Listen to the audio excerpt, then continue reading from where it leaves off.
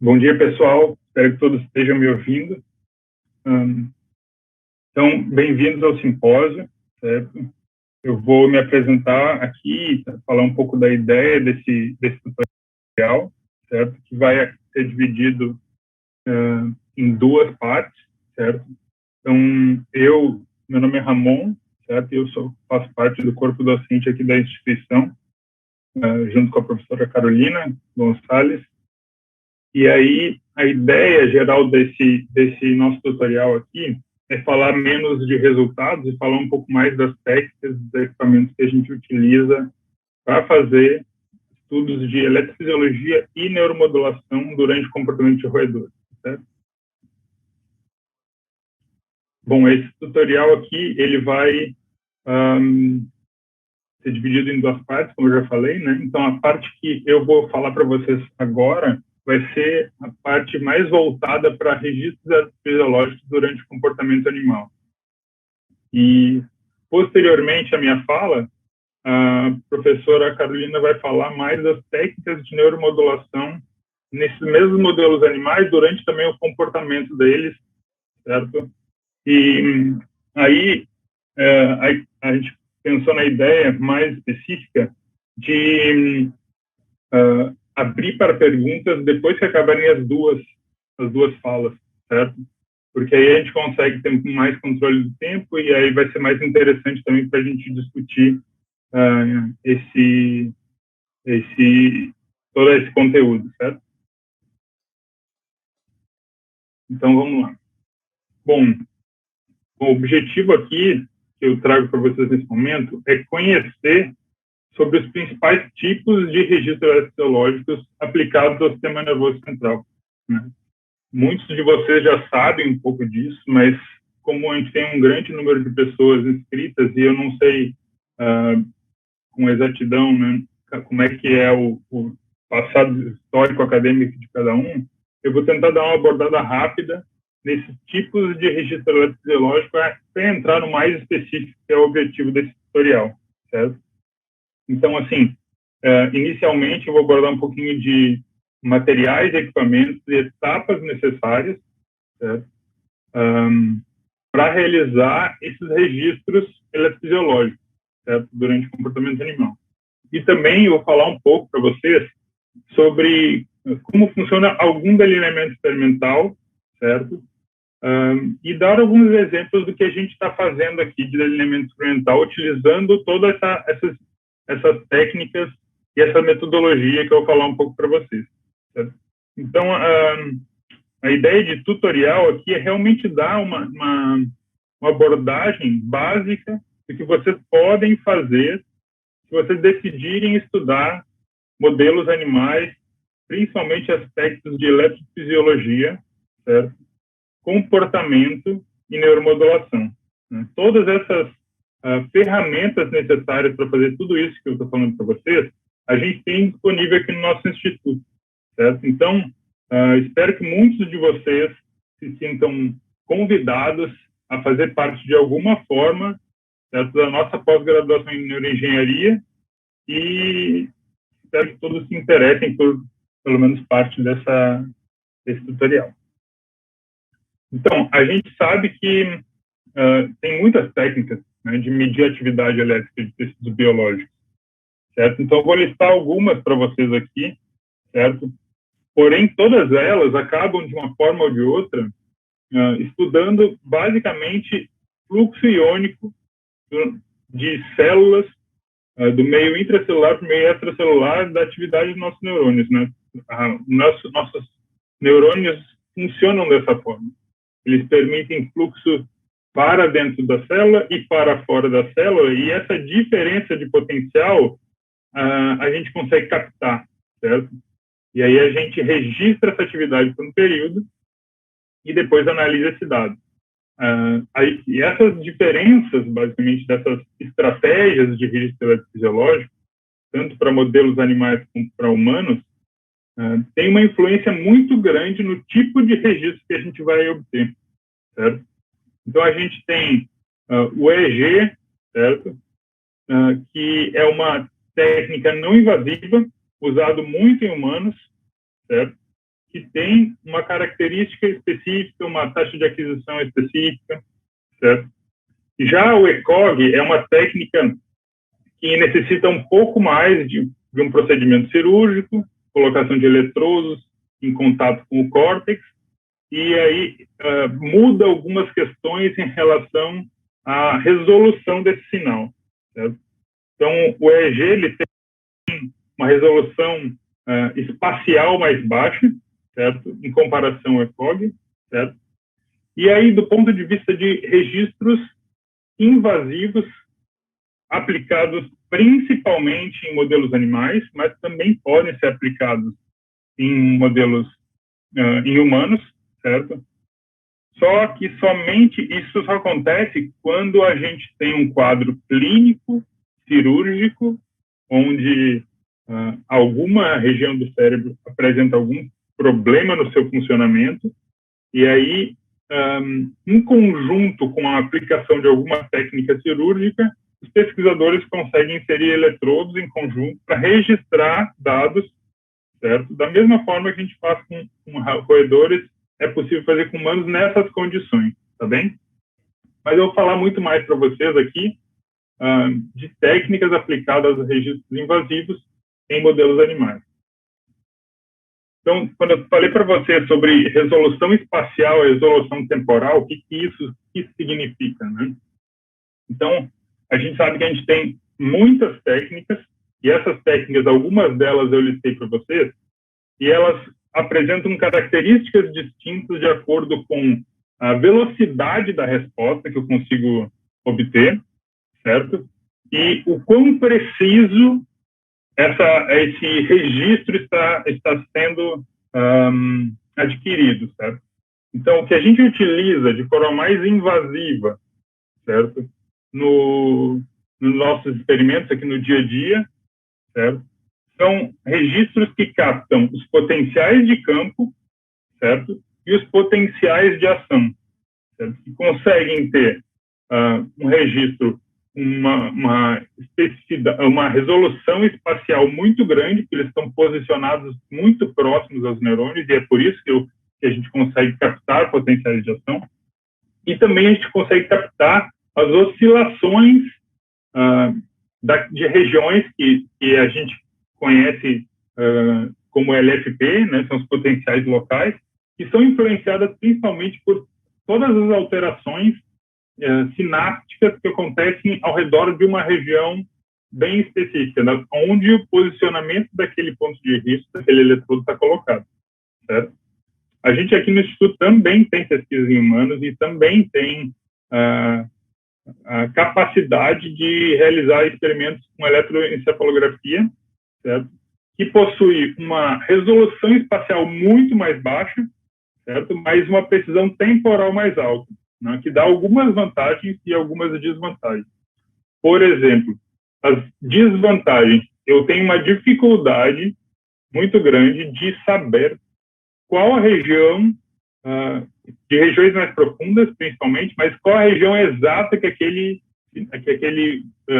registro está gerando, né? Então, assim, na hora de analisar, a gente extrapola um pouco pela proximidade, mas a gente pede um pouco dessa precisão de onde realmente está vindo. E quando a gente fala de regiões mais profundas do córtex, isso ainda fica um pouquinho mais difícil. Então, a gente pega tudo que está acontecendo naquela região onde o eletrodo está posicionado, que é gerada por um conjunto de atividades do nosso cérebro durante esse registro, né? E naquela região macro que está sendo registrada. Então, o que a gente vai conversar mais aqui, certo, é sobre potenciais de campo e potenciais de ação, tá bem? Então, assim, a pergunta que surge aí é o que a gente precisa para fazer, certo? O que é necessário como base para a gente conseguir estudar isso, certo? Todas essas abordagens experimentais. Então, a gente precisa muito de modelos animais, certo? Que a gente também tem disponível aqui no nosso instituto. A gente tem 2 modelos animais, que são roedores de laboratório, ratos Wista, que é esse que está aparecendo aí na parte superior, e a gente também tem saguis, que são utilizados para algumas pesquisas em específico, com abordagens bem interessantes do ponto de vista, principalmente, de entrada sensorial, né? Entrada de informações sensoriais, auditivas, olfatórias, visuais, tá bem? Porém, a escolha do modelo animal, ela precisa ser levada em consideração conhecendo as características de cada uma das espécies, né? Ou seja, como aquele animal se comporta, certo? O que eu consigo extrair de resposta comportamental daquele animal, quais são as dificuldades de interagir com esses animais no laboratório, de fato, certo? E a gente nota que quanto mais complexo o animal, quanto mais evoluído filogeneticamente, não quer dizer que eles sejam melhores ou piores, eles estão mais próximos de como o funcionamento do nosso cérebro acontece, né? Que possui camadas de processamento maiores. Então, assim, se a gente está estudando o cérebro de roedores, a gente sabe que os roedores conseguem atingir um certo tipo de alguns comportamentos, graus de comportamento que conseguem nos devolver essa resposta. Então, eu sei disso e a minha pergunta experimental está direcionada para esse tipo de animal. Mas eu também posso fazer perguntas experimentais voltadas para modelos animais de primatas, certo? E aí, toda essa abordagem precisa ser bem esclarecida e bem pensada para que a gente consiga fazer um delineamento experimental que nos dê respostas interessantes, certo? Então, outro ponto muito importante é quais os eletrodos, os tipos de eletrodo que a gente vai utilizar para essa pesquisa. Tem muitos tipos, e a gente vai falar um pouco disso aqui. E partindo desse pressuposto da escolha desses eletrodos que a gente vai utilizar, a gente também tem que pensar em quantos pontos de registro a gente vai ter e quais são essas regiões que a gente está escolhendo, certo, para estudar. Então, a quantidade de pontos de registro depende de alguns aspectos. Depende da configuração do eletrodo, depende da capacidade da gente conseguir inserir com precisão esses eletrodos no cérebro desses animais, desses modelos animais, e porque tem uma capacidade espacial, né, um limite espacial que a gente precisa para poder definir essas questões aí importantes. E então, assim, levando essas duas questões de uma forma mais macro, a gente precisa dessas duas características. A gente precisa de um modelo animal que a gente conhece bem, e a gente precisa escolher o tipo de eletrodo que a gente vai utilizar e a tarefa comportamental que a gente pretende estudar. Certo? Então, aqui é um exemplo para vocês do encéfalo, um corte coronal do encéfalo de ratos e de saguis, certo? Foi extraído de um atlas convencional que a gente utiliza muito, certo? Do Paxinos e Watson. Então, assim, por exemplo, aquela região mais roxa na parte superior do encéfalo de um rato é conhecida como hipocampo. Se eu tenho interesse para estudar o hipocampo de roedores, eu tenho que configurar a colocação dos eletrodos mais voltados para a região dorsal e, em outros casos, nessa região mais lateral e ventral, certo? E se eu vou estudar essa região em saguis, eu tenho que pensar completamente diferente esse aspecto, essa abordagem, porque o cérebro de saguis como eu já tinha falado anteriormente, ele é muito mais parecido com o nosso cérebro. E ao longo do processo de evolução, o hipocampo, essa região que eu acabei de citar, ela sofreu uma modificação estrutural. Ela foi rotacionada e ela ficou posicionada nessa região mais ventral do encéfalo desses animais, certo? Assim como acontece com o nosso hipocampo. O hipocampo de humanos é a mesma coisa. Ele deixa de estar posicionado naquela região mais dorsal e ele acaba girando, rotacionando e descendo para essa região mais ventral ao longo da evolução, certo? Isso foi acontecendo ao longo da evolução até chegar onde a gente está hoje, onde eu posso aqui me comunicar com vocês entenderem o que eu estou falando, pelo esse conjunto de modificações evolutivas que aconteceram, tá bem?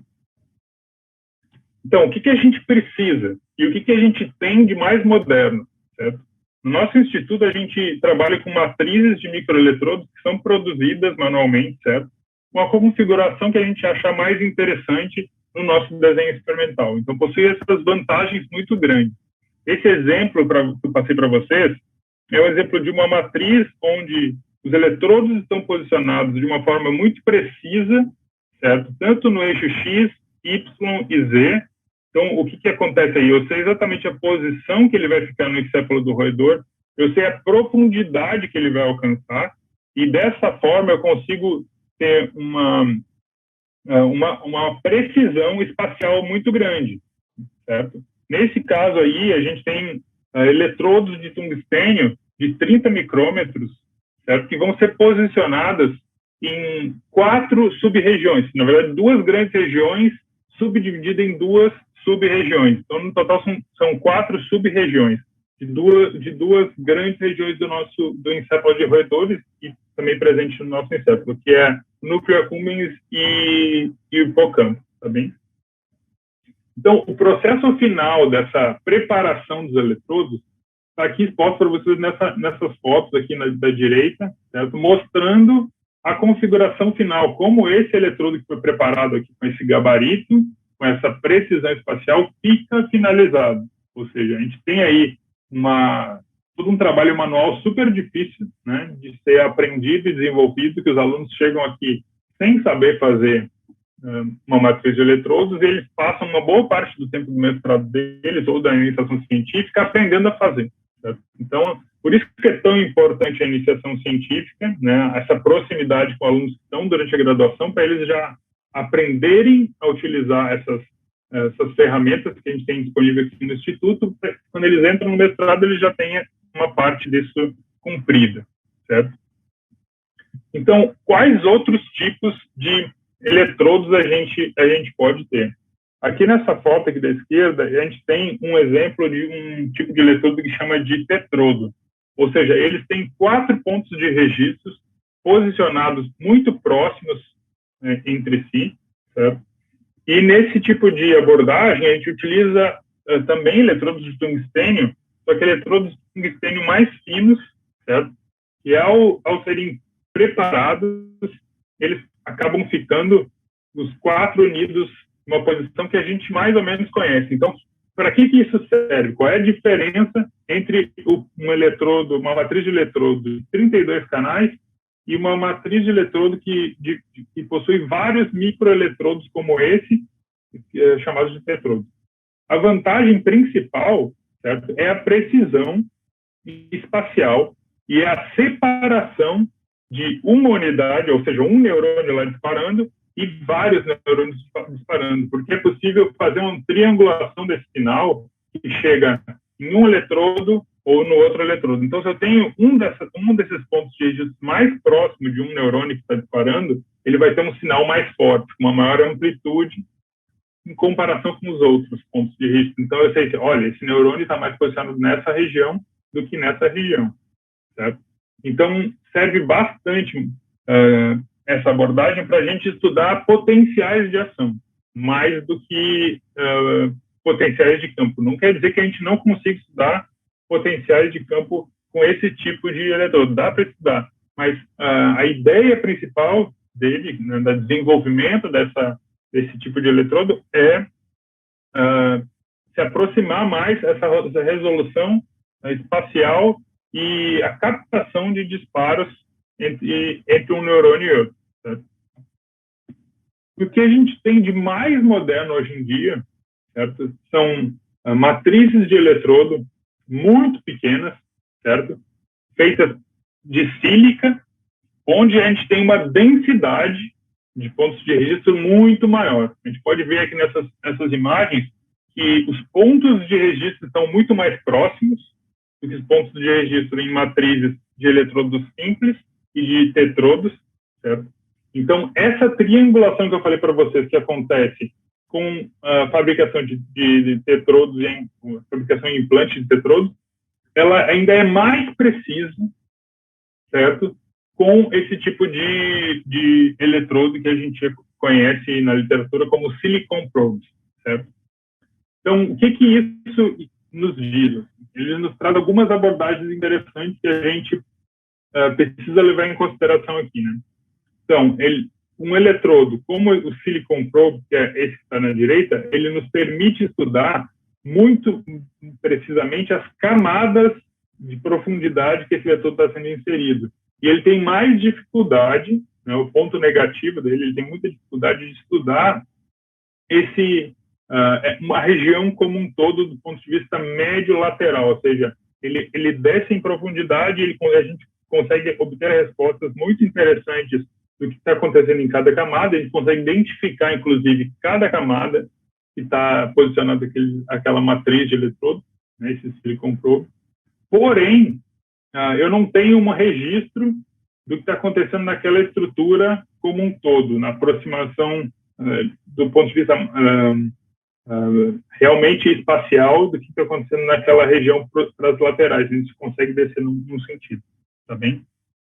Uma outra vantagem que é possível é controlar a descida dessa matriz, ou de qualquer uma matriz também de eletrodos ou de eletrodos simples, ao longo do tempo. A gente implanta essa matriz e a gente vai descendo e registrando ao longo dessa descida. Tá?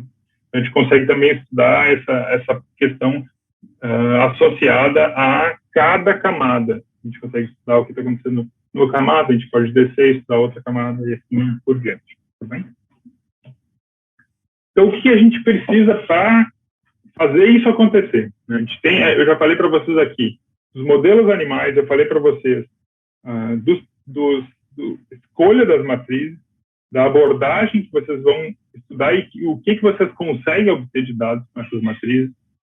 E a gente tem agora uma parte que é muito importante, extremamente custosa do ponto de vista de tempos. Os alunos levam muito tempo para aprender essa tarefa, essa atividade, certo? Que é o procedimento cirúrgico em si. Ou seja, como eu vou preparar o eletrodo e como eu vou implantar esse eletrodo, tem que ser uma etapa pensada de maneira conjunta, certo?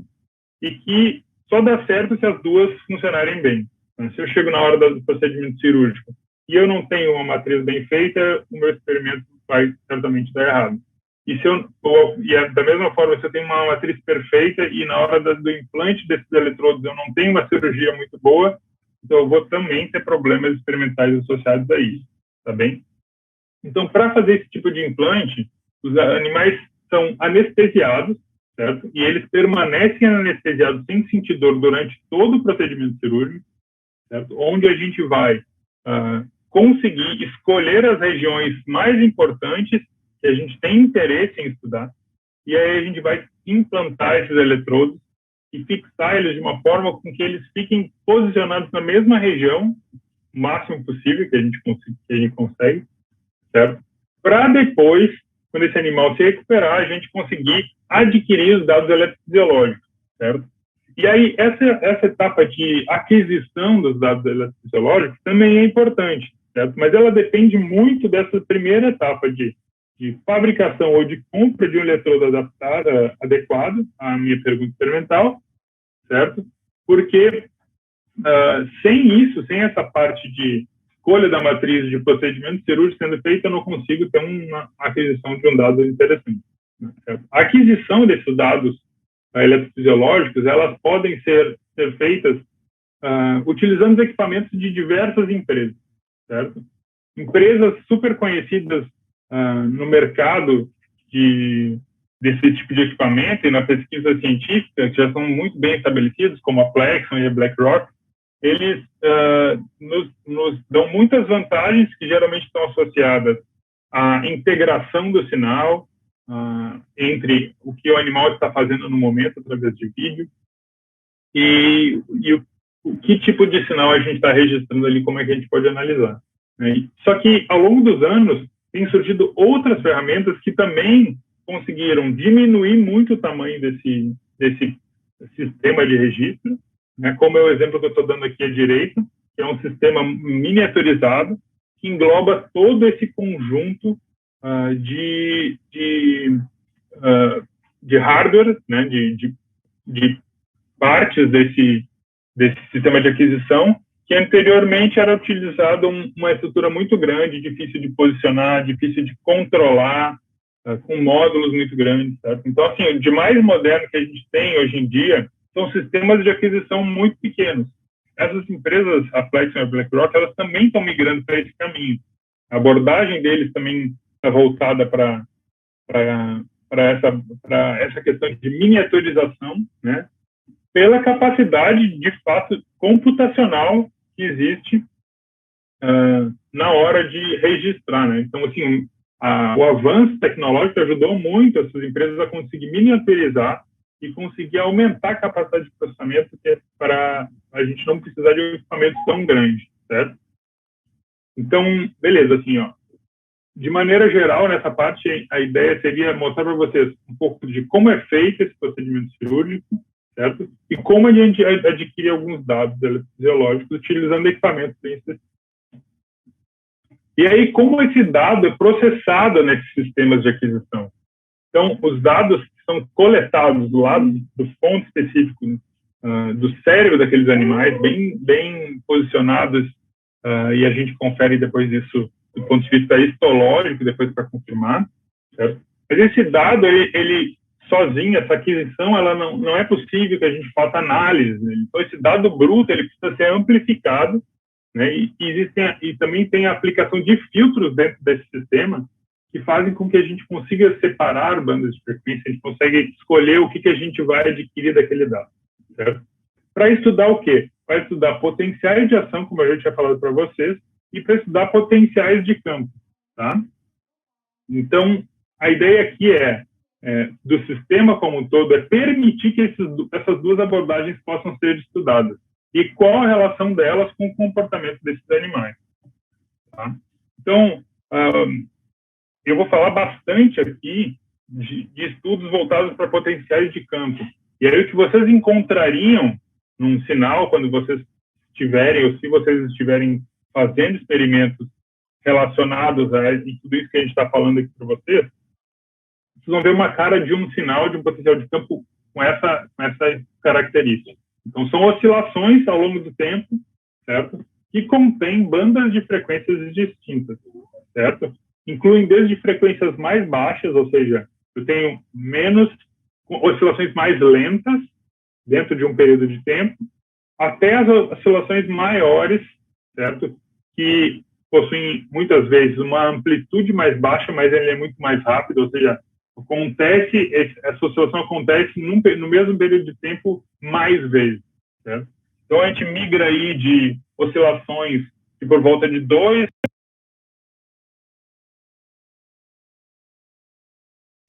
como aquele conjunto de regiões, aquele conjunto de estruturas e vias estão se comunicando entre si. Então, se acredita muito, certo? Na literatura suporta um pouquinho essa abordagem, mas ainda é muito cedo para poder definir de forma final, mas se acredita que o padrão de oscilação de uma região para outra região, eles estão interconectados e eles nos ajudam a explicar um pouco mais sobre o comportamento desses animais durante tarefas cognitivas, como tarefas de memória, por exemplo. Então, os animais vão lá, eles são colocados num aparato e é disponibilizado para eles algumas dicas espaciais, um espaço, ou simplesmente o deslocamento deles dentro de um espaço grande, pequeno, de qualquer forma, de um labirinto, certo? E aí, ao longo desse comportamento desse animal, a gente consegue entender assim, está acontecendo tal coisa quando o animal faz uma tarefa específica, quando ele chega numa posição ou quando ele cumpre uma atividade dentro daquela tarefa, dentro daquele desenho experimental, a gente consegue realizar inferências sobre a relação dessas bandas aí de frequência, tá bem? E aí, qual é a grande questão aí que a gente tem de dificuldade durante os experimentos, né? Então, por mais que a gente escolha o tipo de eletrodo e a gente consiga fazer um implante super bom e o registro esteja sendo bem feito, certo? A gente conta com o comportamento de um animal que é imprevisível muitas vezes, né? A gente tenta prever o comportamento desse animal para que a gente consiga extrair respostas, mas nem sempre isso é realizado. Então, a gente tem uma série de equipamentos que são utilizados em conjunto com os registros, com o implante e o posicionamento que levam a informação para o sistema de registro, que auxiliam um pouco isso, né? E qual é uma das características são muito difíceis. Como o animal está plugado por um cabo, esse cabo, ao longo do animal que vai se locomovendo, ele começa a ficar mais rígido, ele começa a girar no próprio eixo e ficar mais endurecido, e aí ele começa a puxar um pouco o animal para um lado para o outro, e o animal tem um pouquinho de dificuldade de explorar o ambiente. Então, a gente usa uma estratégia, como está mostrando na figura da esquerda, que é um comutador, que ele consegue fazer com que esse cabo que está conectando aquele conjunto de eletrodos que estava posicionado no cérebro do animal com o sistema de aquisição, e ele então facilita um pouco esse deslocamento do cabo e auxilia a gente a cumprir esses tipos de registros sem maiores problemas técnicos. Mas eu deixo aqui claro para vocês que problemas técnicos sempre surgem, certo? São técnicas super complexas, levam muitos anos para serem desenvolvidas, levam muitos anos para serem aprendidas pelos alunos, de maneira que o treinamento tem que ser muito intenso, principalmente durante o mestrado, que é um período muito pequeno de tempo para que todas essas características sejam desenvolvidas, essas atividades. Certo? Então, esse é o desafio, né, de conseguir registrar a atividade do cérebro desses animais ao longo do tempo que eles estão realizando tarefas. Né? Essa figura da esquerda é um frame de um registro aqui do Instituto, certo? Mais especificamente dos meus alunos.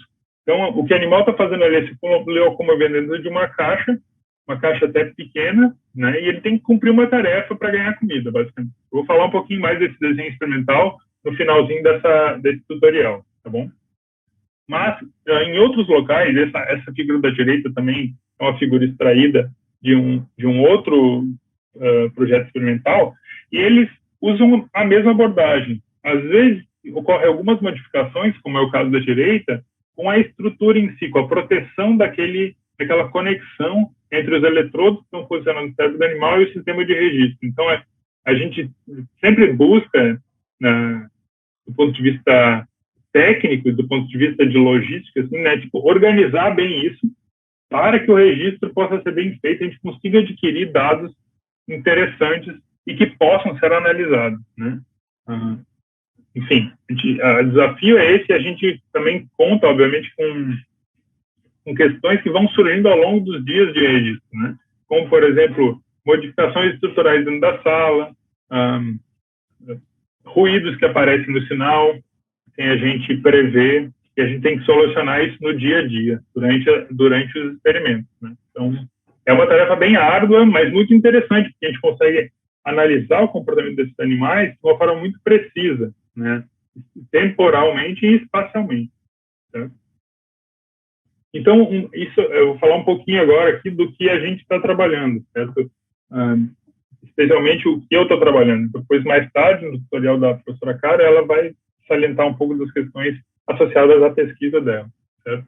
Então, a gente tem aqueles eletrodos que eu montei para vocês. A gente utiliza esses eletrodos aqui no Instituto que a gente mesmo fabrica, porque a nossa ideia é perguntar coisas associadas à distribuição mais ampla desses pontos de registro, certo? Basicamente por questões experimentais, questões de pergunta experimental, tá bom? E a gente utiliza essas matrizes, implanta nos animais e a gente conecta elas a essa estrutura que está aqui embaixo, que a gente chama de head stage. Ele pega esse sinal, ele recebe esse sinal, ele insere filtros, muitas vezes ele amplifica esse sinal já no head stage, envia para uma parte do sistema de registro, que amplifica e filtra novamente esse dado, e esse dado é enviado para um software que consegue fazer o registro e depois, posteriormente, a análise desse dado, certo? E aí, para isso, o nosso trabalho aqui tem sido voltado para estudar algumas regiões, né? Como eu falei para vocês, que essa matriz ela tem uma disposição voltada para estudar duas regiões. Eu falei do hipocampo para vocês, que é uma região muito importante para a formação das nossas memórias, certo? Porque ela se conecta com muitas regiões que são regiões que têm vínculos muito importantes com outras características daquele aprendizado, como, por exemplo, a tomada de decisão, certo? A entrada de informação no sistema límbico, que inclui o hipocampo, certo? Adiciona informação sobre o grau de motivação daquele animal, certo? E aspectos emocionais, ou seja, comportamentos de medo ou comportamentos de tarefas que recebem reforços positivos são muito distintas e elas requerem áreas distintas para isso, e o hipocampo está envolvido na formação, na integração desse sinal, né? E aí ele acaba fazendo uma conexão, ou seja, ele se conecta com várias regiões. Então, a maneira como que o hipocampo interage com outras regiões é muito importante para o nosso estudo aqui, certo? Então, nessa figura aqui da esquerda inferior, a gente tem uma marcação, certo? Que é utilizado como uma técnica, a Caro vai falar um pouco mais para você sobre isso, certo? Mas a gente consegue fazer marcações nas regiões que a gente tem interesse e a gente consegue entender para onde essas aferências estão sendo direcionadas, certo? Então, nesse caso aqui, é justamente aquilo que eu estava falando para vocês, da ideia do meu trabalho, certo? De alguns trabalhos aqui no Instituto, que é estudar essa conectividade entre áreas, e nesse caso, especificamente, entre o hipocampo dorsal e o hipocampo ventral com o núcleo accumbens, que também possui sub-regiões, certo? O accumbens, ele é uma área muito importante, interessante, porque ela participa de uma via de integração de informações associadas à memória, à motivação, certo? Então, ela possui uma quantidade de neurônios, né, que desempenham papéis distintos, né, principalmente inibitórios, mas também em alguma relação dopaminérgica com algumas regiões muito importantes na formação da memória. Então, eles podem, fazendo esse processo de inibição e de sinalização dopaminérgica, eles acabam fazendo parte de um circuito importante para algumas memórias, para a expressão de alguns comportamentos que a gente consegue separar em desenhos experimentais para memórias bem específicas. Tá bem?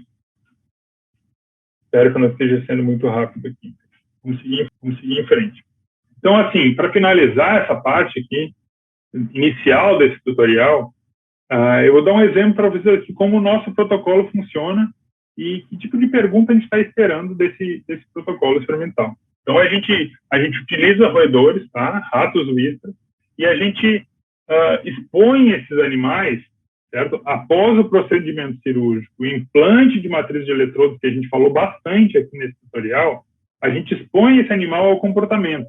Então, a gente coloca o animal primeiro em um local completamente distinto, a gente registra a atividade basal desses animais durante um período de tempo, e aí a gente começa o nosso experimento colocando esse animal na tarefa comportamental que a gente usa, certo? E essa tarefa, nesse caso aqui, é uma tarefa que forma uma memória que chama de memória instrumental, tá? São interações que esse animal faz com o mundo ao redor dele, ações e busca por alimentos e coisas do gênero, certo?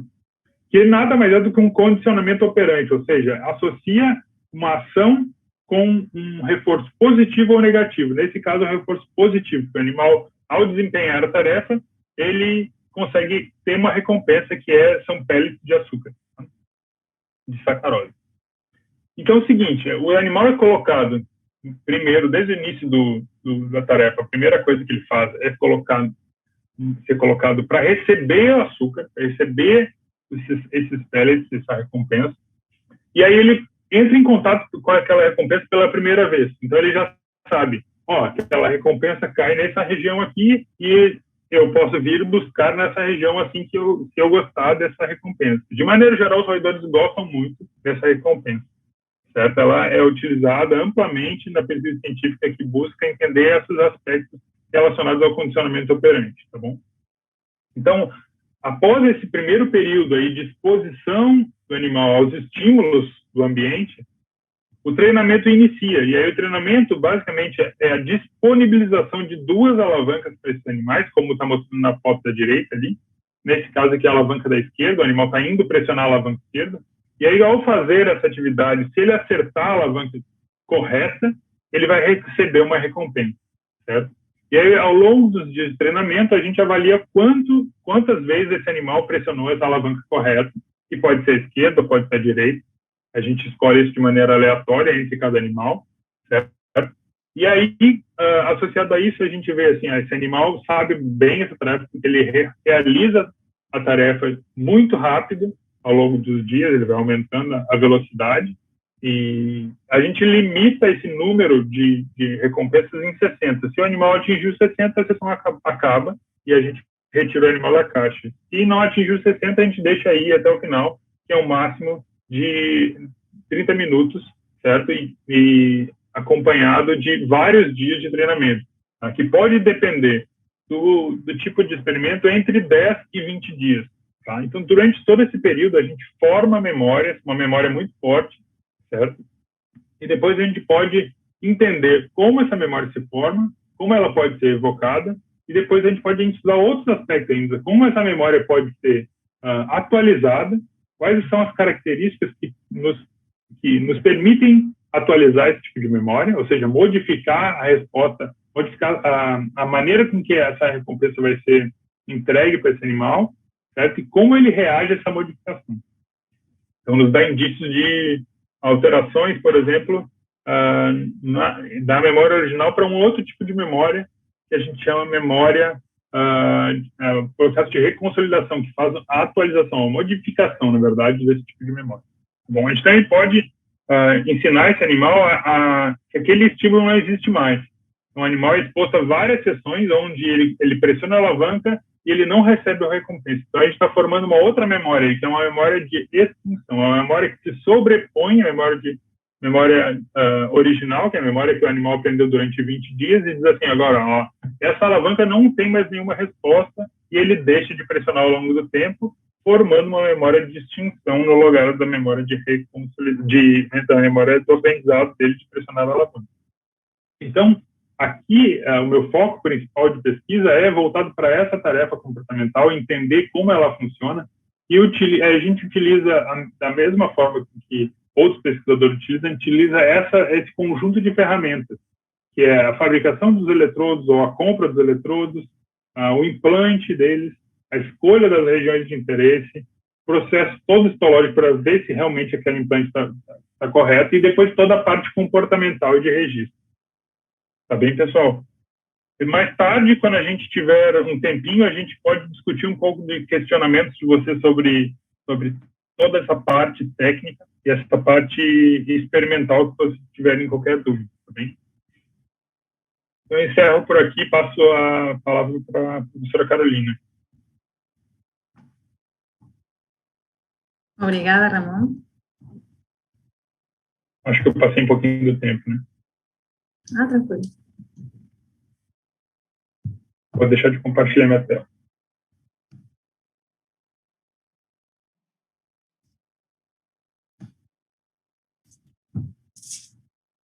Pessoal, bom dia a todos novamente, para que se sumaram agora ao tutorial.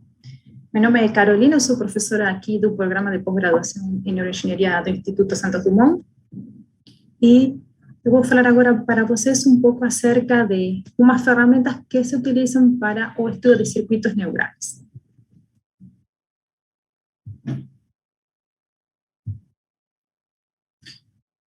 O que é um circuito neural? Bom, um circuito neural pode ser definido como uma população de neurônios que está interconectada por sinapses e que realiza uma função específica quando é ativada.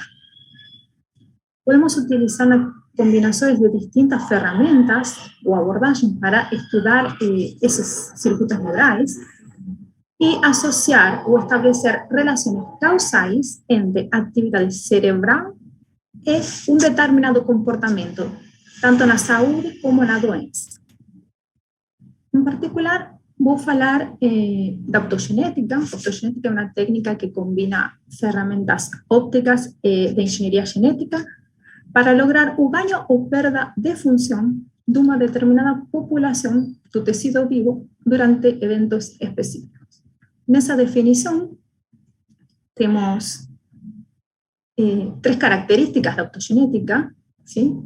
que ela permite estimular o inhibir, ¿sí? Una determinada población celular. Eso nos permite determinar una especificidad celular. Ahora vamos a ver cómo, pero podemos trabajar sobre poblaciones específicas dentro de una región cerebral, y también nos va a dar una una resolución temporal muy buena. Autogenética utiliza genes, ¿cierto? Utiliza de opsinas. Una de esas, o la primera de las, es a channel rhodopsin 2. A channel rhodopsin 2 es un canal iónico que es un canal iónico que responde a luz. Él se abre cuando es estimulado por la luz y permite a pasaje de íons, en particular de cátions, sobre todo do sodio. Essa channel, o gene da channel rhodopsin 2 es de este organismo unicelular que es una Chlamydomonas reinardi, que es una alga unicelular que responde a fototaxis. Esa channel rhodopsin es responsable por la fototaxis de esta alga, ¿sí? Por la respuesta motora, respuesta a luz, ¿sí? Tiene una respuesta motora motivada por la luz. Y ese gene se puede extraer mediante técnicas de ingeniería genética y puede ser incorporado en un cerebro de mamíferos. Existen distintas opsinas que podemos utilizar durante la estimulación autogenética. Tenemos las channel rhodopsins, que son canales iónicos de sodio. Tenemos las alorhodopsins, que son canales de cloreto, ¿sí? Y tenemos también las bacteriorhodopsinas o arqueorhodopsinas, que son bombas de íons. En particular, esta es una bomba son bombas de prótones, ¿cierto?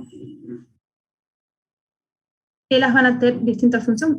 Ellas van a tener, ellas cuando inseridas en neuronios pueden causar depolarización de la célula o hiperpolarización de la célula, o sea que van a terminar activando o inhibiendo esa población neuronal.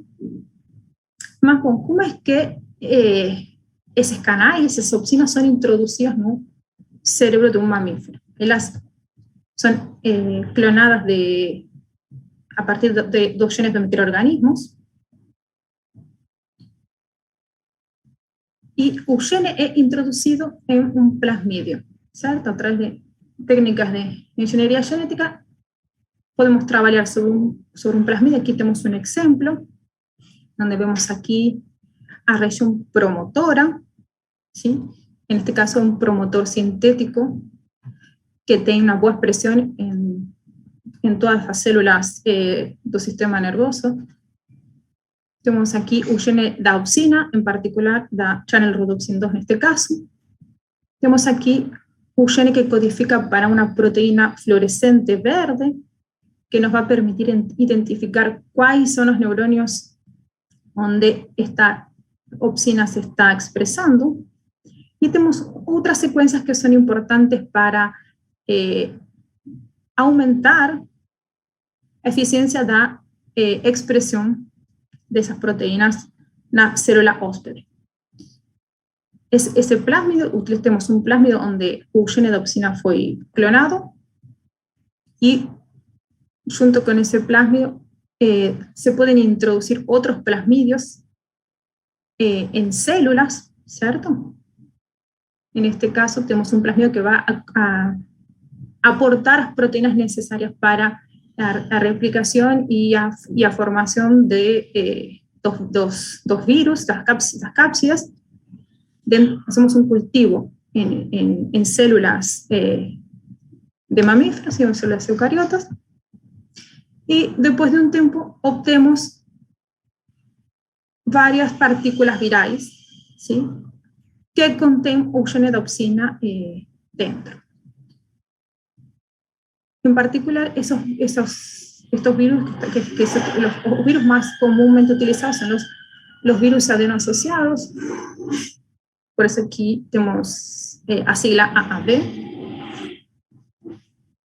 Entonces, después que estamos aquí, después que las células fueron transfectadas y los virus fueron producidos, vamos a realizar una purificación de las partículas virales. vamos a avaliar que realmente esas partículas virales están expresando nuestra opsina que queremos, y después esas partículas virales van a ser inseridas dentro do cérebro do animal. Nós podemos, se temos a capacidade institucional de produzir vírus, é possível comprar os plásmidos, mas outra opção também disponível no mercado é comprar diretamente as partículas virais. Uma vez que temos esses adenovírus, vamos a realizar uma infusão no cérebro do animal, ¿sí? Y podemos dirigir a expresión da opsina en regiones específicas o en neurônios específicos do cérebro. Aqui na parte de cima temos o exemplo de un adenovírus, de un virus adeno-asociado, un AAV, cuya expresión da opsina está bajo o promotor da CAM quinase 2 y también expresa a proteína fluorescente verde. Entonces vamos a escolher una región do cérebro de interés, vamos a infundir las partículas virais. Y como vemos aquí, aquellos neuronios que expresan naturalmente a CAM quinase 2 van a expresar también a opsina y a proteína verde. Entonces, después de 3 semanas de ter inyectado un virus, lo que vamos a obtener es una población de neuronios que expresan a opsina, a channel rhodopsin 2, por ejemplo. Existen otras estrategias también para hacer ainda, para lograr una especificidad de una población celular, que es trabajar con un sistema CRE con animales transgénicos. Son animales, justo un animal transgénico que expresa a proteína CRE en un grupo particular de neuronios, que pueden ser neuronios de catecolaminas, o en fin, neuronios dopaminérgicos, glutamatérgicos, de neuronios que expresan parvalbúmina. Podemos elegir a población neuronal disponible según o camundongo o animal que temos ahí, y inyectamos en una región do cérebro en particular o virus, certo? Só que agora esse vírus tem um sistema, certo, que o gene da opsina e da proteína fluorescente está invertido, o gene da opsina está invertido, y solo va a estar en la orden correcta en aquellos neuronios que se expresa proteína CRE. A CRE va a reconocer una región específica donde tiene que cortar y colocar en orden correcto un gene que codifica para opsina. Más en frente vamos a ver eso en más detalle. Más básicamente podemos atingir una población celular específica a través de animales transgénicos, y nuevamente vamos a tener aquellos neuronios de nuestra población que fueron infectados pelo virus, expresión de opsina y da proteína reportera, o la proteína verde fluorescente. Entonces, por ejemplo, lo que nosotros estamos interesados en estudiar una región del cerebro que se llama hipocampo, que es, como Ramón faló, muy importante para la formación de memorias. Entonces, lo que nosotros hicimos fue inyectar un virus, ¿cierto?, en esa región, con una opsina que es una arquerhodopsin T, que es una bomba de prótones para causar inhibición de esa región. Como podemos ver aquí, infundimos su virus y después de 3 semanas realizamos un control histológico para ver cómo era la expresión viral en esos animales. Y como podemos ver, na región que a gente infundiu o virus, temos uma boa expressão de esta proteína verde, ¿sí?, fluorescente. Y eso me indica que si a proteína verde se está expresando, también se está expresando miopsina. Entonces, toda esta región va a estar, o todas estas células que están de color verde, también están expresando esa opsina, ese canal iónico o esa bomba de prótons que responde a estimulación lumínica.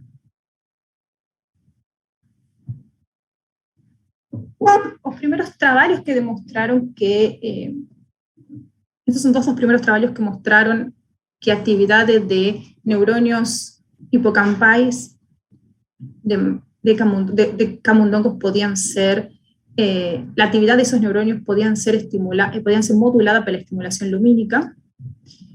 Lo que vemos aquí en esta imagen, neurones hipocampais en un cultivo celular que fueron infectados con un virus que expresaba para la alorodopsina, un canal de cloreto que responde a luz, una proteína verde, una yellow fluorescent protein, una proteína que responde, una proteína que va a marcar los neurones que fueron infectados, y también colocaron un virus que expresa a channel rhodopsin 2 junto con una proteína fluorescente en vermelho.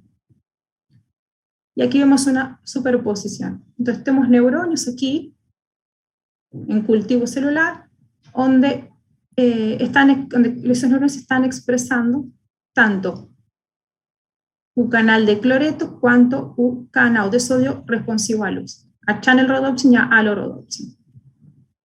Y lo que hicieron después con esos neurones, una vez confirmaron que expresan las opsinas, hicieron unos registros y realizaron estimulaciones con luz azul y luz amarela.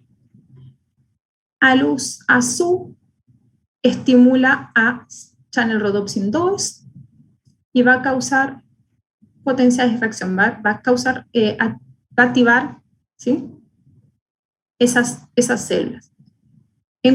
A estimulación amarela, ¿sí?, a estimulación lumínica con un láser o un LED amarelo, va a estimular a alorodopsina, va a abrir ese canal de cloreto y va a causar una hiperpolarización, o sea, va a inhibir la respuesta de esas células. Aquí lo que vemos son entradas de corrientes de entrada y de salida de iones, y lo que vemos aquí es que cada vez que se dispara, cada vez que se estimula con luz azul, observamos un disparo o una corriente de entrada, y en amarelo, y eso indica activación de un neuronio, y en amarelo vemos que esos neurones disminuyen disminuyen su actividad de disparo o se silencian. Entonces tenemos un mecanismo que permite activar o inhibir neurones con una precisión temporal muy tubular. En cuanto a este estímulo, observamos a estimulación o a inhibición. En cuanto está a luz, observamos activación o inhibición. Y cuando no tenemos ni un estímulo luminoso, tenemos actividad de basal dos neurones. A la hora de estimulación precisamos determinar varios parámetros da estimulación. Y vamos a tener que tener en cuenta a duración da estimulación, a frecuencia en que vou dar esse estímulo e a intensidade. Em geral, nós estamos utilizando uma intensidade de 10 miliwatts na ponta da cânula, na ponta do ferrule, da cânula óptica, sim? Antes de ser implantada no animal. Y como podemos ver aquí, tenemos imagen de distintos trabajos que utilizan optogenética para estimular distintas regiones del cerebro de animales en vivo. Como podemos ver aquí, tenemos graficado a frecuencia, ¿sí?, y el tiempo, y tenemos unos registros no hipocampo. Y lo que vemos aquí es que cuando a luz azul está desligada, cuando la estimulación óptica está desligada, tenemos una no tenemos ninguna respuesta particularmente visible aquí, más cuando estimulamos en 10 Hz con luz azul, observamos que aparece un aumento en la potencia, ¿sí? Da banda cerca de 10 Hz, per todos 10 Hz. O mismo acontece cuando estimulamos en 40 Hz, aumenta a potencia en registros a través de registros electrofisiológicos, aumenta a potencia da banda en 40 Hz, y lo mismo cuando estimulamos esa región del cerebro, esos neurones que expresan la opsina con luz azul en 80 Hz. ¿Por qué es importante la frecuencia? Porque no es que cualquier tipo de estimulación va a causar una respuesta comportamental. Va a depender mucho del diseño experimental, da región que você está estudando y del grupo neuronal que você está atingiendo. Aquí tenemos un ejemplo de un otro trabajo donde hacen un condicionamiento al lugar, y lo que se observa es que en animales que expresan la channel rhodopsin, ¿sí? Y son estimulados en 60 Hz, evitan el lugar da izquierda y pasan más tiempo no lugar da derecha durante el cual no fueron estimulados. Y aquí en bajo vemos un lugar, vemos el comportamiento de un animal control, un animal que solo expresa la proteína fluorescente. Si nos estimulamos una región del cerebro que está envolvida en una aversión, que es en este caso, observamos que si estimulamos esa región en animales que no expresan opsina, no mudamos su comportamiento. Los animales pasan la misma cantidad de tiempo explorando un u otro ambiente. En cuanto que si estimulamos una región que está envolvida en un procesamiento aversivo, en 60 Hz, cuando el animal está aquí, más no cuando está aquí, o animal tiene un comportamiento que evita el lugar de izquierda y permanece más tiempo en el lugar de derecha. Entonces, muestran que es posible modular el comportamiento de los animales a través de la estimulación optogenética. Y otros dos parámetros que tenemos que tener en cuenta es la intensidad de la luz, y no también la intensidad, sino tener en cuenta que la luz se va a propagar en el tejido, en el cerebro, ¿sí? Y va a disminuir su potencia, intensidad de la luz cuando atraviesa las células. Y eso va a tener una región donde el estímulo va a ser efectivo, más otras regiones que pueden estar expresando opsina, más que la estimulación lumínica no atinge con la potencia adecuada esos neurones, esas células, y no vamos a obtener ninguna respuesta, esperada. Existen distintas estrategias para modular los circuitos neurales. Una de las es inyectar un virus en una región particular, por ejemplo, una estructura cerebral B, donde los cuerpos celulares de esa estructura B van a ser infectados por el virus y van a expresar a proteína verde después de un tiempo. Y podemos modular ese circuito estimulando a través de una fibra óptica esos neurones donde realizamos un virus, ¿cierto? Estimulamos los cuerpos celulares, y aquellos que fueron infectados por el virus van a responder a esa estimulación lumínica, ¿sí? Aumentando su actividad o disminuyendo su actividad, dependiendo de la opsina que a gente colocó. Otra estrategia posible es, en lugar de colocar a fibra óptica no el sitio donde o vírus fue inyectado, es colocar a fibra óptica en regiones del cerebro donde a región B está proyectando. Entonces, en este caso, vamos a atingir los terminales, los terminales axónicos, dos neuronios que están en B. ¿Cuál es la diferencia entre este caso y este otro caso? Aquí nos vamos a estar inhibiendo varios grupos, varios neuronios, algunos de los cuales proyectan para una estructura A y otros que proyectan para una estructura B. Y eso puede tener, eso va a tener una consecuencia específica, ¿cierto? Las estructuras van a recibir menos input, por ejemplo, dopaminérgicos, si menos una disminución de tu input dopaminérgico si esta estructura fuese, por ejemplo, ABTA. En este caso, la estructura B proyecta para varias regiones distintas del cerebro, más nos vamos a estar modulando únicamente a proyecciones en la región A, por ejemplo, en la región, en un córtex prefrontal. Otra posibilidad de atingir o de modular circuitos neurais es a través de promotores de animales recombinantes, ¿cierto? Por ejemplo, tenemos una población aquí de neuronios. Aquí en realidad tenemos dos poblaciones.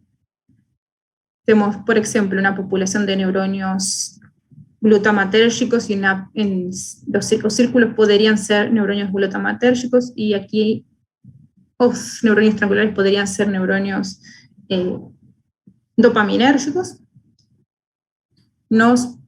Y aquí en particular este animal está modificado genéticamente para expresar esa proteína CRE únicamente en los neuronios dopaminérgicos.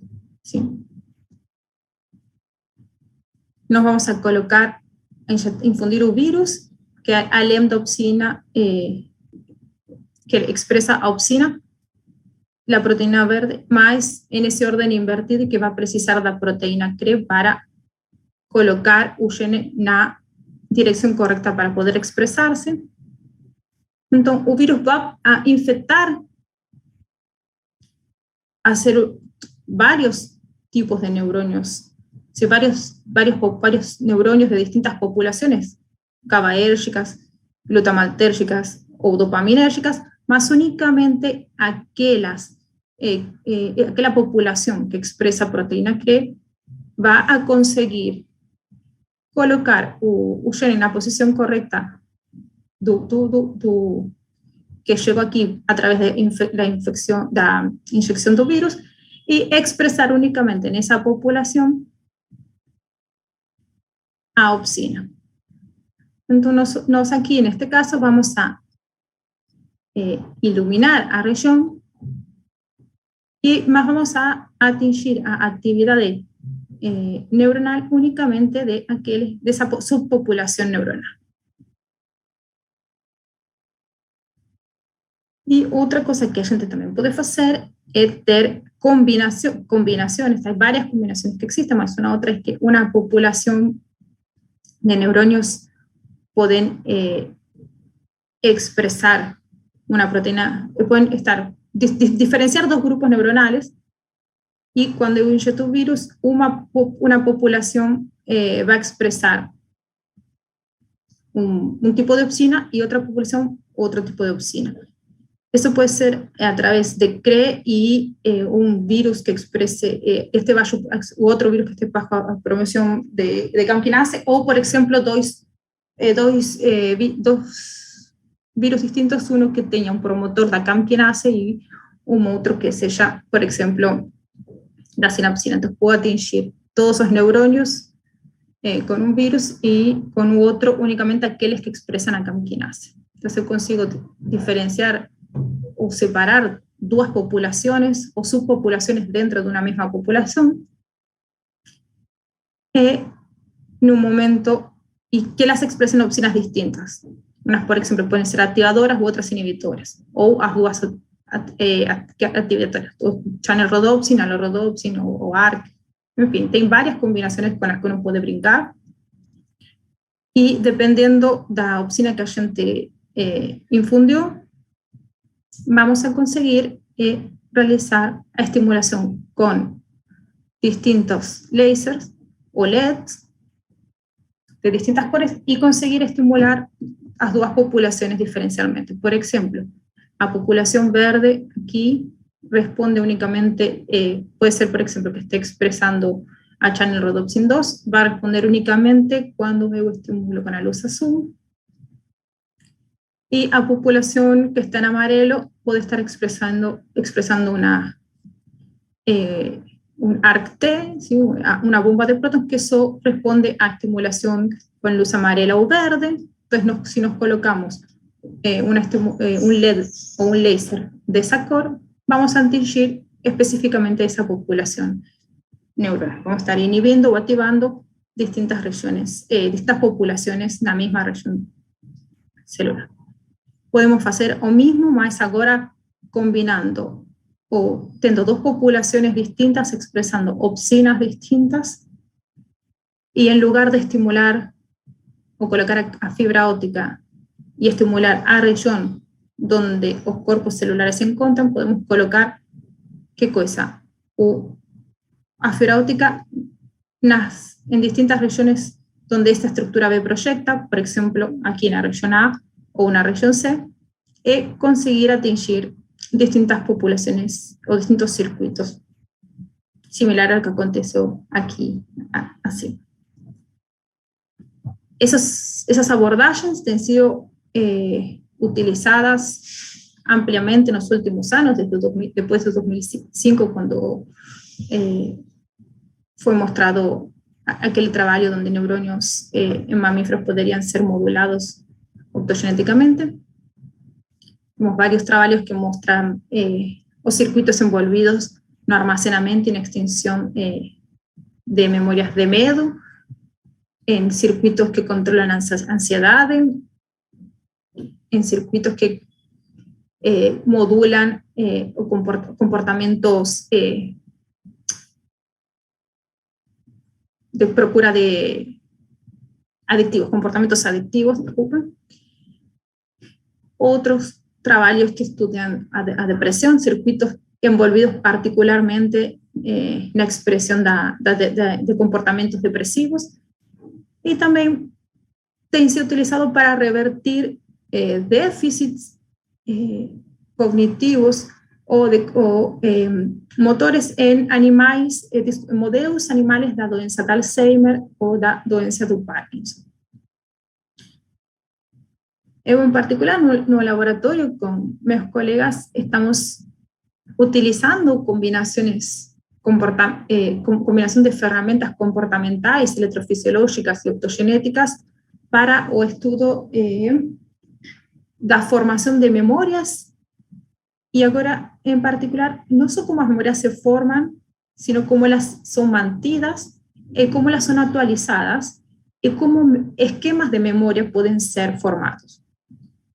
Aquí, por ejemplo, vemos en estos triángulos de cores, cada uno de esos triángulos puede representar, por ejemplo, un neuronio, y cada core puede representar un trazo de memoria, ¿cierto? Neuronios que almacenan o que representan a memoria, por ejemplo, de un objeto A. En rollo podemos ver neuronios que representan o que se activan en un momento en que la memoria B es evocada, y otro grupo de neuronios que está envolvido o que está almacenando memoria de un objeto C, por ejemplo. Y como podemos ver, algunos, dependiendo de las condiciones en las cuales uno entrena un animal, algunos de esos neuronios, algunos de esos trazos de memoria pueden compartir neuronios, y eso estaría por detrás de formación de esquemas, de memorias relacionadas, de cómo memorias que se forman, por ejemplo, en un mismo contexto, pueden estar linkeadas y relacionadas en nuestro cerebro. entender cómo nos construimos o conhecimento e como as memórias antigas incorporan nueva información con el tiempo y se van actualizando y se van formando como especies de links, de asociaciones entre un nuevo aprendizado y lo que a gente ya conoce o que a gente ya sabe, las memorias que ya existen. Utilizamos varias ferramentas. Para isso utilizamos as abordagens, como falei, comportamentais, registramos a atividade eletrofisiológica do cérebro e essa atividade, certo, do cérebro pode ser modulada optogeneticamente. Eu posso ativar em um momento específico de uma tarefa, de quando o animal está aprendendo uma coisa, está conhecendo pela primeira vez um objeto, ou quando ele está lembrando de um objeto, por exemplo, eu posso ativar uma região do cérebro e observar uma resposta, ¿sí? Esta resposta la observo a través de registros electrofisiológicos. Eu posso estimular, por exemplo, o septum medial, que é uma estrutura que está envolvida na geração do ritmo teta hipocampal. Entonces puedo estimular esa estructura y puedo registrar actividades no hipocampo para ver si realmente estoy modulando. Y puedo también inhibir esa estructura a través de esas opsinas que van a están envolvidas en la inhibición, ¿cierto? Por ejemplo, las alorhodopsinas o las bombas de próton. Yo puedo estimular una región del cerebro, en este caso un septum, por ejemplo, y causar una respuesta a la actividad de dos neurones hipocampales. Y esa modulación del circuito puede estar o puede alterar o aprendizado o a evocación de la memoria, por ejemplo. Só que a optogénica tiene una serie de limitaciones. ¿Cuáles son ellas? Una de las limitaciones de esta técnica es que cuando trabajamos en comportamiento, tenemos distintos sujetos experimentales comportándose, ¿sí? Nos observamos el comportamiento do animal y a respuesta causada por un fármaco, por una modulación optogenética, ¿cierto? Por una manipulación externa. Y una de las limitaciones de optogenética es que no consigo controlar exactamente la expresión de opsina en los distintos individuos. Si bien yo puedo inyectar el mismo volumen de virus en la misma región cerebral, existen algunas diferencias de expresión de opsina entre distintos individuos. Existe también no conseguimos controlar a proporción de células de una población que va a expresar esa opsina. No podemos, por ejemplo, trabajar o querer atingir los neuronios dopaminérgicos de ABTA e inyectar virus, no todas las células van a ser infectadas y van a expresar de forma eficiente a opsina, y no es bien complicado determinar a población cuántas de esos neuronios dopaminérgicos realmente fueron infectados y están expresando a opsina y están respondiendo a estimulación optogenética, sobre todo también porque tenemos una cánula óptica donde tenemos factores de penetración y propagación de la luz dentro de un tejido. Y otra de las limitaciones es que la estimulación óptica per se puede causar alteraciones en las condiciones fisiológicas, ¿cierto? Puede alterar la temperatura, el pH y las propiedades de la membrana. Hay varios trabajos que mostraron que mismo que en animales que no expresan las opsinas, la estimulación óptica, dependiendo de las condiciones de estimulación, genera respuestas. Y eso es importante, por eso es siempre importante tener los grupos controles necesarios para asegurarnos que asegurarnos obtener mayor certeza de que el efecto que estamos observando se debe ao silenciamiento del circuito o activación optogenética del circuito y no meramente a estimulación de una región, a estimulación óptica de una región. Y otro problema de la técnica es que ela es un método invasivo. Por eso, una otra técnica que es menos invasiva que se puede utilizar es una técnica de quimiogenética o de DREDS, ¿sí? DREDS es un tipo de quimiogenética, existen otras metodologías, otras técnicas. En particular, los DREDS son receptores diseñados para ser activados exclusivamente por ligandos diseñados. O sea, son receptores que fueron genéticamente o químicamente, bueno, no, que fueron a través de técnicas de ingeniería fueron modificados, ¿cierto? Para responder únicamente a un ligando o a un ligando inerte. En el año 2007 fue publicado un artículo que describió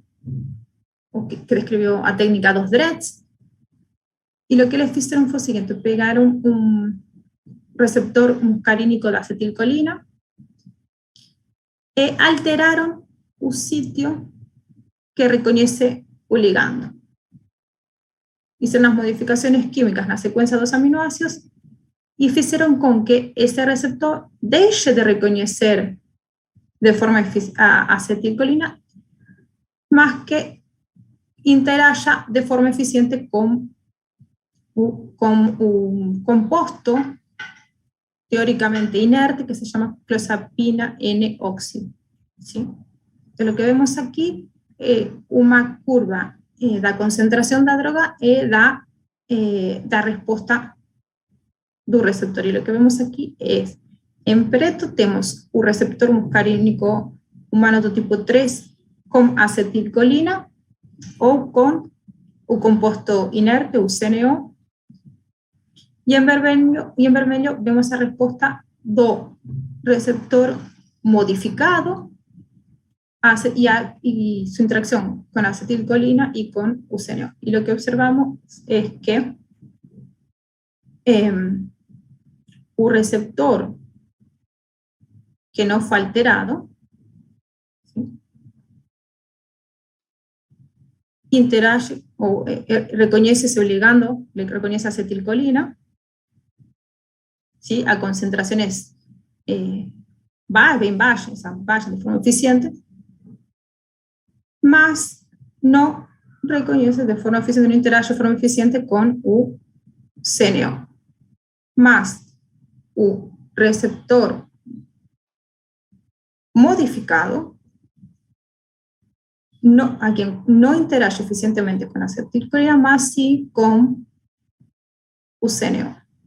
Entonces son esos receptores modificados a través de ingeniería genética similar a la que utiliza la optogenética, que es infección a través de un virus, un gene que codifica ese receptor modificado. Podemos introducir en una región particular del cerebro ese virus, y después de unas semanas, de unas 2-3 semanas, que dejamos que ese virus se exprese de forma eficiente en el cerebro, vamos a administrar un CNO, ¿sí?, a droga, o ligando. Esa administración puede ser de forma oral, IP o intracraneana. Si es oral o intraperitoneal, va a ser menos invasiva, el animal no requiere de ningún implante intracerebral, únicamente va a requerir la infusión viral. Y podemos trabajar con receptores muscarínicos modificados, ¿sí?, que van a terminar activando vías de señalización de la célula que van a causar excitación o inhibición neuronal. En este caso, en verde, tenemos que fue modificado un receptor muscarínico de tipo 3 que está asociado a una proteína Y que va a activar vías de señalización intracelulares que van a activar un neuronio, en cuanto que si colocamos un gene que expresa O M4 es un receptor muscarínico de tipo 4 alterado para reconocer únicamente UCNO y que está asociado a una proteína Y que va a activar cascadas de sinalización que son inhibitorias. Entonces, a través de un fármaco, cuando la droga esté presente, el sistema do animal va a interagir con esos receptores exógenos que están siendo expresados en distintos grupos, en un grupo particular de neuronios, por ejemplo, o en una región específica del cerebro. Ese CNO va a interagir con esos receptores y a que esos neuronios que estén expresando los receptores alterados, ¿cierto?, van a responder y se van a activar o inhibir dependiendo del tipo de receptor. Pues aquí tenemos un ejemplo de otra. Tenemos aquí las regiones que van a flanquear nuestra región. Vamos a tener un promotor puede ser, por ejemplo, el promotor de la camquinase. Vamos a tener sitios LOXP, que van a ser reconocidos por la proteína CRE, y aquí, como vemos, tenemos su DRED, ¿sí? Tenemos su gene que codifica para 1, 2, 3, UM3 o UM4, que está flanqueado por los sitios LOX. Tenemos una secuencia que va a aumentar a expresión do DRED, y lo que vamos a hacer, vamos a infundir a través do virus, ¿cierto?, que tiene a información genética para codificar UDRED en una región do cerebro que, por ejemplo, puede ser el córtex prefrontal. Aquí, el promotor, estos animales pueden ser genéticamente modificados para expresar a proteína CRE únicamente bajo un promotor específico de una población neuronal. No, únicamente en los neuronios de esta población cortical que estén expresando proteínas que van a expresar UDRED. UDRED, ¿qué es lo que hace? Reconoce estos sitios LOX y coloca en un orden cierto un gene de UDRED y permite con que esos neuronios expresen ahora un receptor alterado, UDRED. ¿Sí? Y lo que se observa aquí es que la expresión de ese DRED realmente permite a modulación tanto de actividades neuronal cuanto de comportamiento.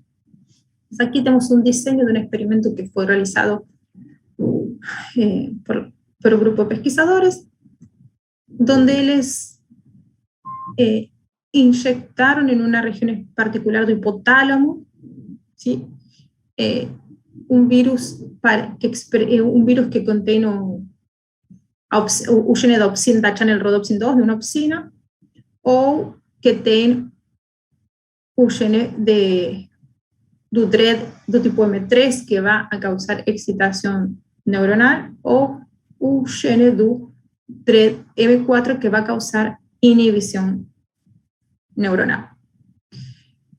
Estos 3 virus fueron inyectados en un grupo, en un hipotálamo, y están atingiendo un grupo de neuronios en particular que expresan un agouti-related protein que es un neuropéptido que está envolvido en el control de la ingesta de comida. Y lo que observamos aquí en bajo es que la estimulación optogenética, en este caso en particular, de este tipo de neuronios, aumenta a depolarización de los neuronios que son HRP positivos, que es donde se estaba expresando a channel rhodopsin 2, y que esa estimulación induce un aumento en la ingesta de comida. Ellos muestran que es posible modular actividad neuronal o comportamiento a través de la estimulación optogenética. Es posible hacer algo similar con animais que expressam o DRED do DRED M3, sim? Onde eles mostram que administrar o CNO, essa molécula inerte, aumenta a atividade dos neurônios, ¿sí? HRP positivos, así como también aumenta a ingesta. Y mostraron que también este sistema es posible ser modulado de forma negativa a través do M4, do M4, onde a administración do CNO agora va a activar esos receptores muscarínicos modificados que van a activar a cascadas de designación que van a disminuir a depolarización da célula, van a aumentar van a hiperpolarizar a célula, disminuir a actividade neuronal dessa região e, ao mesmo tempo, diminui a ingesta de comida. Entonces, confirman que realmente a través de esta técnica es posible modular actividades de un grupo celular en particular, así como una respuesta comportamental.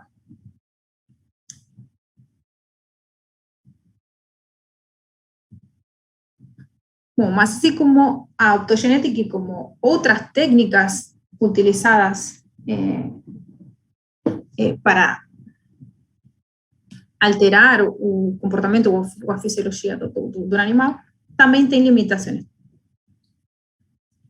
Uma das limitações desta técnica é o controle da duração e da intensidade da estimulação e inibição. Não só conseguimos controlar a quantidade do CNO que podemos administrar, mas essa duração e intensidade no puede ser controlada tan fehacientemente como no caso de optogenética, ¿sí? Y além disso va a estar, obviamente, limitada pelas cascadas de sinalización intracelulares, o cual es bom porque atinge un plato y no tenemos una sobreexcitación no natural, ¿cierto? Un otro problema do CNO es que eso fue anos depois dos primeiros trabalhos que surgiram utilizando a técnica dos DREDs, outros pesquisadores mostraram que o CNO não atravessa a barreira hematoencefálica, mas que ele é metabolizado em clozapina, e a clozapina é um antipsicótico com vários alvos endógenos. A clozapina é a que passa a barreira hematoencefálica e tem efeito no cérebro, e tem vários alvos, incluindo o sistema serotoninérgico, dopaminérgico y receptores de tipo GABA-B. Entonces, una posible solución a eso sería utilizar a clozapina en bajas dosis en vez de utilizar el CNO como agente farmacológico, o utilizar, utilizar siempre todos esos grupos control, que inicialmente no eran utilizados, que es utilizar el grupo de los animales que están expresando los DREDs, utilizar un otro grupo de animales que no expresan los DREDs, y a su vez cada uno de estos grupos de animales dividir en otros dos grupos que son de los cuales se administra un vehículo y a drogas para conseguir controlar todas esas variables posibles y tener certeza que el efecto comportamental que estamos observando realmente se debe a acción de activación de los DREDs y no de efectos que pueden confundir los resultados. Bom, e como resumo, vamos apresentar uma mini comparação da optogenética e os DREDs, duas técnicas das quais falamos. Com ambas podemos estudar os circuitos neurais, e com os DREDs também podemos estudar as vias das GPCR, dos receptores associados à proteína G. A optogenética é um pouco mais invasiva, porque requer do implante crônico da fibra óptica, enquanto que os DREDs é um pouco menos invasiva si utilizamos administración oral o intraperitoneal do CNO o da droga. ¿Sí? Existen ahora otros ligandos también que pueden ser administrados para activar esos DREDs. En cuanto a la resolución temporal, optogenética tiene una buena resolución temporal, es fácil, es relativamente instantáneo, un on-off. aunque tem também algunas, bueno, enfim, tem uma boa resolução temporal, enquanto que os DREDs, no, a resolução temporal es menos controlada, porque su efecto es prolongado, porque depende, una vez que nos administramos su fármaco, en cuanto un fármaco esté en un sistema, va a estar interagiendo con los receptores y causando un efecto más. Tiene la ventaja de que eso podría ser aplicado en posibles terapias, como se utilizan ahora los fármacos normales. Y ambas permiten una especificidad de celular, solo que en un caso de optogenética, ese efecto va a estar restringido a región iluminada. Por más que inyecte, o que varias células de un tejido, de una región del cerebro sean infectadas, a modulación de su actividad va a estar limitada a región que está siendo iluminada, y puedo colocar más implantes de fibra óptica para aumentar a proporción de células que están siendo estimuladas en una región que puede ser grande como un hipocampo, más eso va a acarrear, puede mudar o alterar el comportamiento del animal si coloco algo muy grande, muchas cánulas, por ejemplo, con muchas fibras ópticas en la cabeza del animal. En cuanto que con los DREDs se conseguiría un efecto en todas las células que estén expresando el receptor. Bom, pessoal, muito obrigada. Vamos agora passar às perguntas. Aqui tem meu e-mail, meu Twitter. E, bom, vamos a ver as dúvidas que surgiram. Muito obrigada.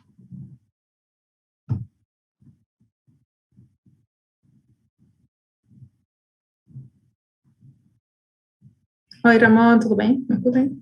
Oi, cara, tu vai ler as perguntas aí? Eu estou vendo na outra tela algumas aqui. Sim, sim. Selecionar. Não, eu posso até passar as perguntas. Tá. Tem muitas perguntas aí. Tem muitas perguntas.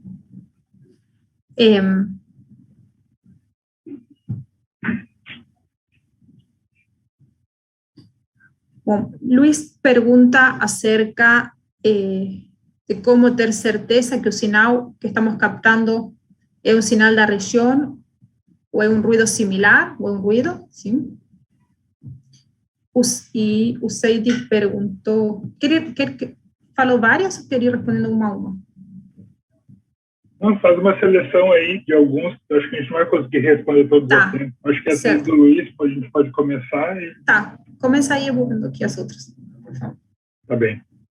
Então, Luiz, seguinte, o sinal eletrobiológico ele tem uma assinatura, uma característica, que a gente já sabe previamente algumas delas. E aí, quando entra um ruído numa região, a gente consegue, através de alguns métodos de análise, separar o que é ruído e o que não é ruído. Por exemplo, oscilações de baixa frequência e de alta frequência entram todas juntas num momento específico do tempo, como a gente consegue ver no nosso aparato muitas vezes acontecendo, né?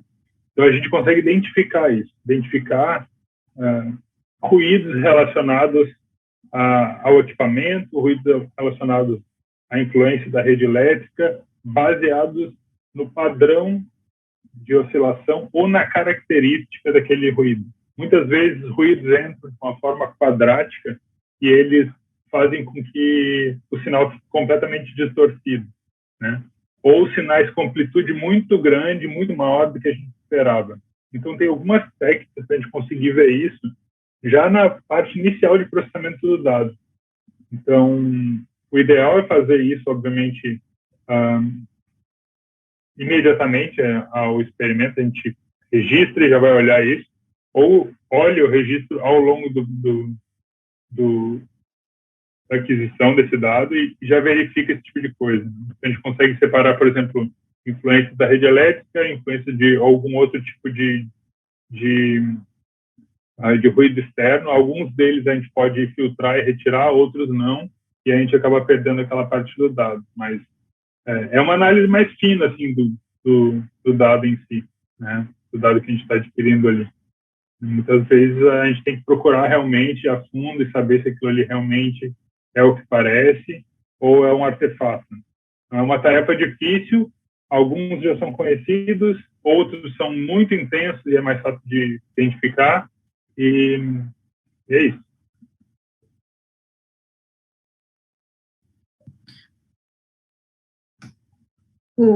Ramón, Usaidi pergunta se ganhamos alguma informação a mais ao combinar técnicas invasivas e não invasivas. Faz sentido registrar EEG e LFP simultâneos, por exemplo?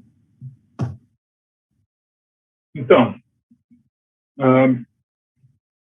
acho que pode ser que ganhe alguma informação do ponto de vista de resolução. É possível, de resolução. Mas eu acho que são perguntas diferentes, sabe, Seiji? Eu acho que no aspecto do LFP, a gente quer buscar alguma resposta muito específica de núcleos profundos. Quando a gente faz um estudo com EEG, a gente busca algo mais amplo de respostas corticais, assim, mais abrangentes da ação do córtex em si sobre aquele comportamento. Então, de maneira geral, mesmo utilizando modelos animais ou em humanos, quando a gente busca esse tipo de técnico, EEG, em comparação ao LFP, a pergunta é diferente, sabe? A pergunta é diferente. Mas é possível, sim, é possível fazer e tentar implementar isso de uma forma que inclua a resposta que a gente vai obter no desenho experimental.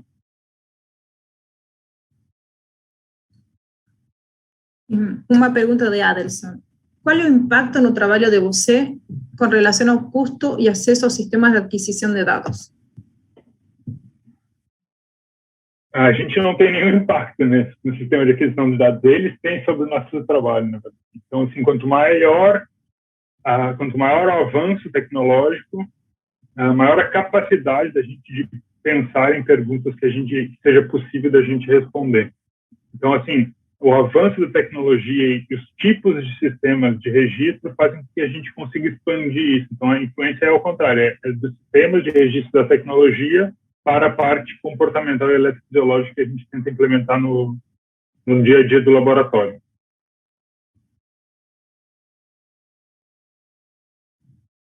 Bom, e mais uma para você, Ramón. Qual é a precisão de localização do eletrodo implantado? Isso limita o estudo de alguma estrutura cerebral? Certo.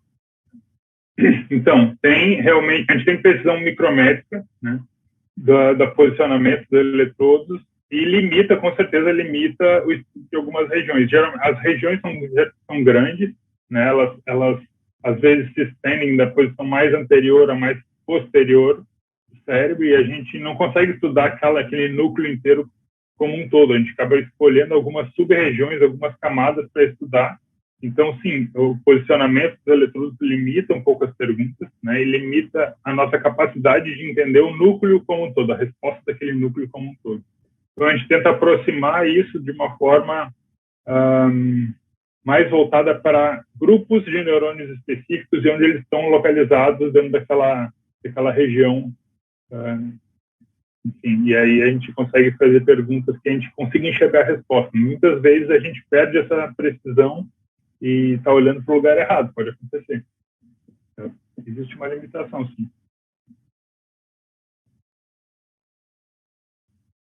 Tá, obrigada, Ramón. A Beatriz também perguntou aqui se seria possível utilizar diferentes vetores virais para estimular as mesmas células com diferentes cores de luz. Sim, Beatriz, uno pode utilizar un virus, ¿sí?, que esté codificando para H-Rhodopsin y otro virus que esté codificando para una rhodopsina y que los mismos grupos de neuronios expresen ambos virus. Y eso es similar a lo que mostré en una de las primeras filminas que voy a presentar aquí.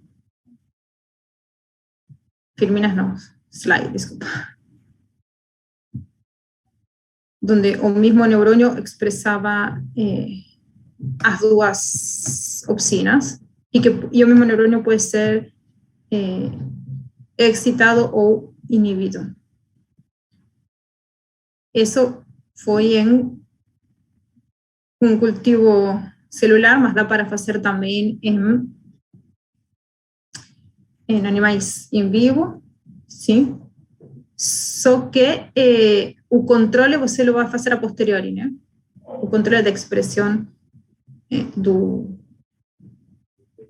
da proteína fluorescente e, por ende, da opsina. E uma coisa que perguntaram também é se é possível reemplaçar a expressão dessa proteína fluorescente por um outro gene.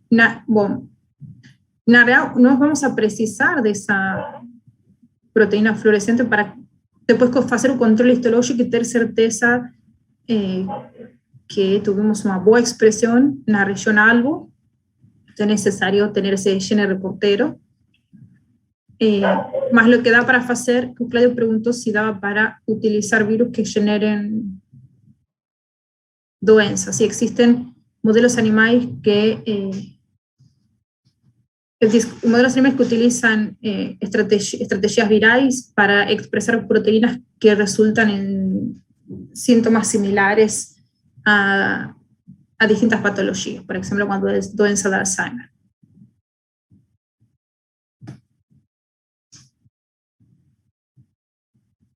Aqui, que mais?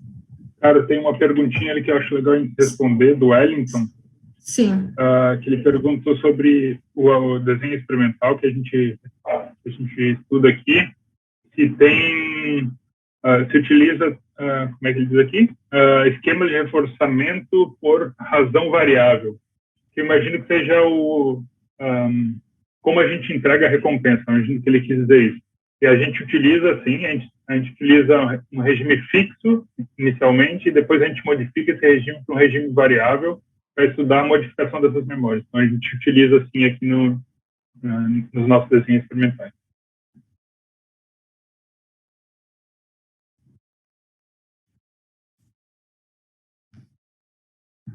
Muito obrigado, pessoal, pelas perguntas. Vamos fechando aqui, porque daqui a pouco já temos as siguientes apresentações. Vamos fazer uma pausa. Ramon, algo que você queira falar? Não. Agradeço a presença de todos aí no tutorial. A gente estendeu um pouquinho a mais, mas imagino que seja positivo para todo mundo que está assistindo. Muito obrigada a todos por estar presentes, pela participação com as perguntas, e nos encontramos 1:30 com a palestra do Vítor López, seguida pela palestra de Andrés Arradeschi. Muito obrigada, os esperamos mais tarde.